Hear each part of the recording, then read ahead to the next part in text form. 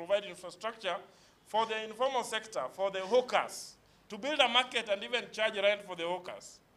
They are able to decide today that as from Monday, we do not want to see hawkers in town because they are dirtifying the town. We want a clean city so as to attract investors. The question I ask, investors for who, if not for the young people in the streets? We would all, even the hawkers, would want to see a clean city. But they would want to see a clean city in which they are also able to make money, isn't it? And so, what I'm trying to say is that the town is, the city's public sector is not able to plan for the common man and for the young people because they have been captured by a small group. They are able to steal land allocated for Juakali.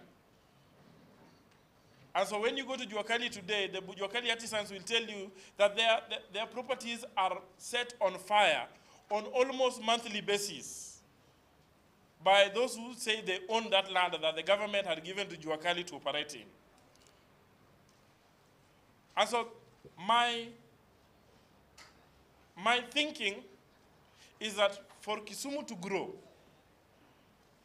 for Kisumu to focus on the right path, Kisumu must change the paradigm shift. I mean, must have a paradigm shift. And the paradigm shift is that we must refocus planning to the right sector. And for me, the right sector is the informal sector. And I am saying this because despite the growth of Kisumu, as you have seen, the formal sector is not able to provide employment for masses. And most of these people get employment within the informal sector.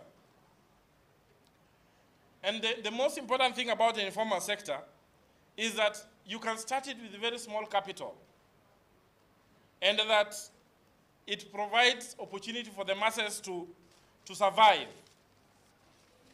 The other thing that I want to say as I end is to then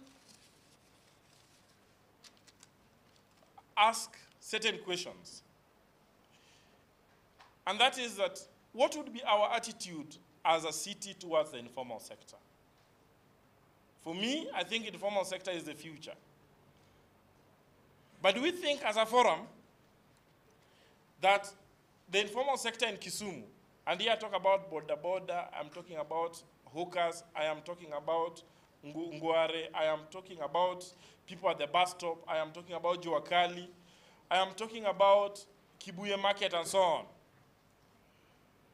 Do we think that the informal sector in Kisumu is just a holding ground for the people waiting to get into the formal sector? Basol, do people come into the bus stop at a certain moment, they leave